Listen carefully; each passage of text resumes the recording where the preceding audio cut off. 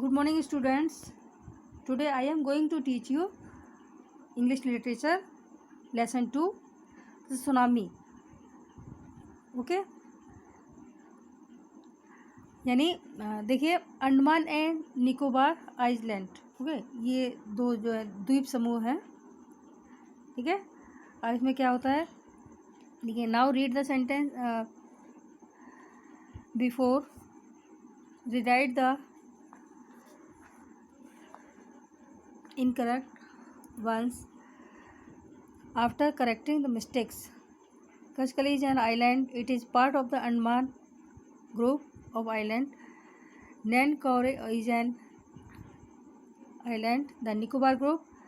Kachkal and the Nankore are more than 100 miles apart in the scale of the maps given. The Andaman and Nicobar Island are the west of India. The Nicobar Island are the north of the Andaman Island. Okay. अब देखिए, a tsunami is a very large and powerful waves caused by earthquakes under the sea. On 26 December 2004, a tsunami hit Thailand and parts of the India such as the Andaman and Nicobar Island and the Tamil Nadu coasts. Here are some stories of courage and survival. Did animals sense that a tsunami was coming? Some stories suggest that they did. Okay, यानी इस भाग में आप देखेंगे कि हमें कुछ महत्वपूर्ण और प्रेरक घटनाएं मिलती हैं। ये वे घटनाएं हैं जो पहले घटी, उस समय घटी जब 26 दिसंबर 2004 को सुनामी, यानी थाईलैंड, भारत के एक हिस्सा है थाईलैंड, वहाँ पर ये बहुत ज़ोर से सुनामी आई थी, ठीक है, 26 दिसंबर 2004 को। और ये जो अंडमान निकोबार द्वीप समूह है और तमिलनाडु कोस्ट है। और क्या हुआ फिर वहाँ पे, क्या हुआ था इस सुनामी से, यानी सुनामी बहुत तेज़ बाढ़ आती है, काफ़ी भारत के कुछ भागों को तबाह कर दिया। ये कहानियाँ अंडमान और निकोबार द्वीपों से संबंधित हैं। These stories are all from the Andaman and Nicobar archipelago.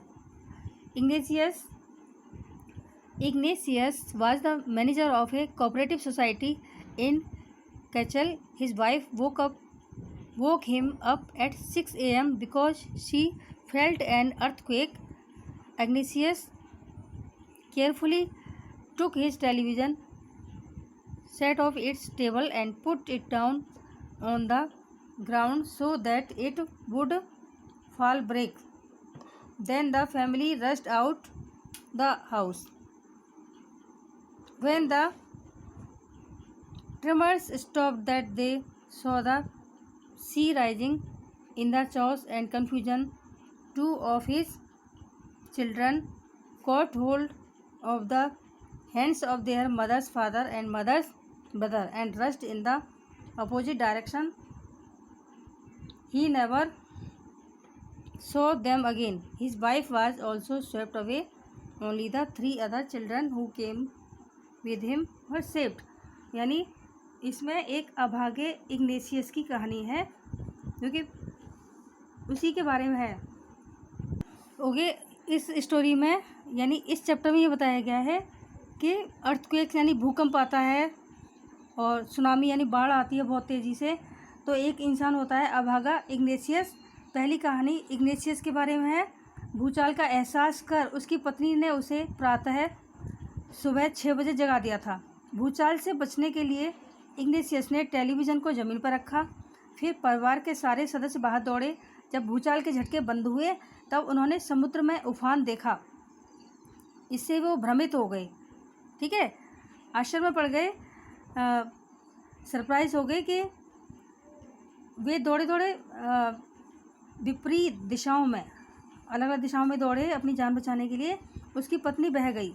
उसके दोनों बच्चे भी उस पत्नी के पिता और भाई के साथ बिछड़ गए।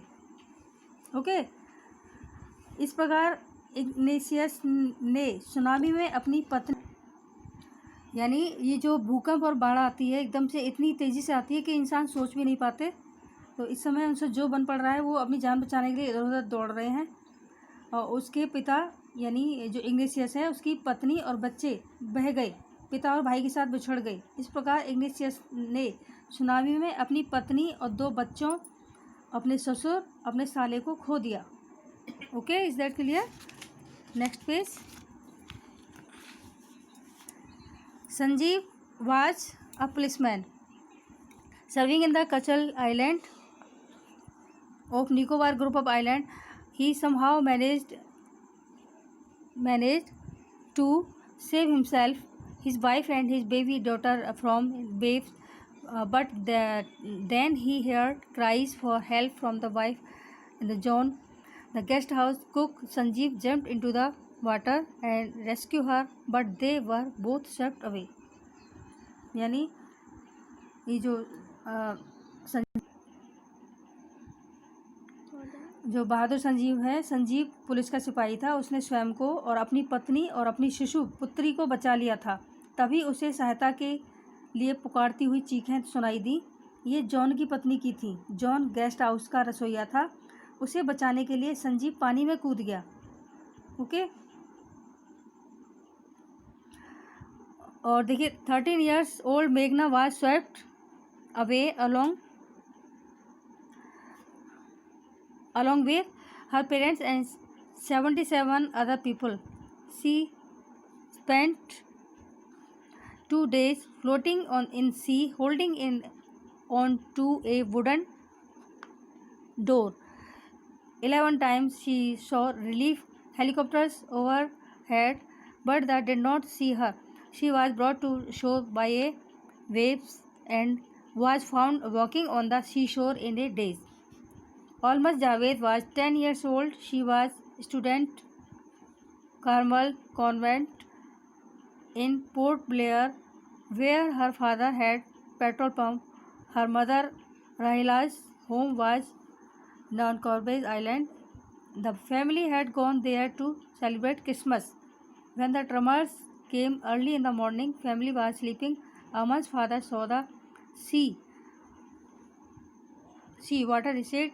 He understood that the water would come rushing back with great force. He woke everyone, the tired, and rushed them to a safer place. As they ran, her grandfather was hit on the head or something and he fell down. Her father rushed to help him. Then came the first giant was that swept both them away. Alma's mother and aunts stood clinging to the leaves of a coconut tree, calling out to her. Babe uprooted the tree and they too were washed away. Alma saw a log of wood floating. She climbed onto it. Then she fainted. When she woke up, she was in hospital in Kamrota. From there she brought to Port Blair. The little girl does not want to talk about the incident with anyone. She is still traumatized. Okay, यानी अब जो मेघना मेघना 13 वर्ष की थी। वह अपने माता पिता व 77 यानी 77 और भी व्यक्ति थे उनके साथ बह गई। वो लोग भी बह गए और मेघना भी बह गई। उसने लकड़ी के एक दरवाजे को पकड़ लिया था। उसके ऊपर 2 दिन तक तैरती रही। एक लहर तेजी से आई और वो किनारे आ गई। वह बच गई। अब देखिए अलमास की त्रासदी। अलमास एक लड़की का नाम है। अलमास 10 वर्ष की थी। पर 10 वर्ष की थी। अलमास 10 वर्ष की थी। परिवार सो रहा था और उसके पिता जाग गए।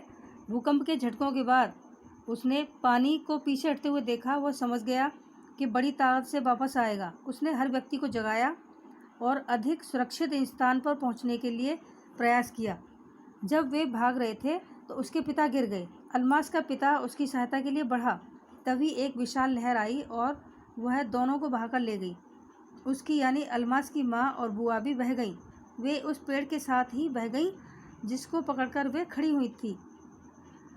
लकड़ी का लट्ठा, यानी अलमास ने लकड़ी के एक लट्ठे को बहता हुआ देखा था। वह इस पर चढ़ गई। वह मूर्छित हो गई। जब उसकी आँख खुली तब उसने पाया कि वह कमरोटा के हॉस्पिटल में थी। ठीक है, ओके, इज दैट क्लियर?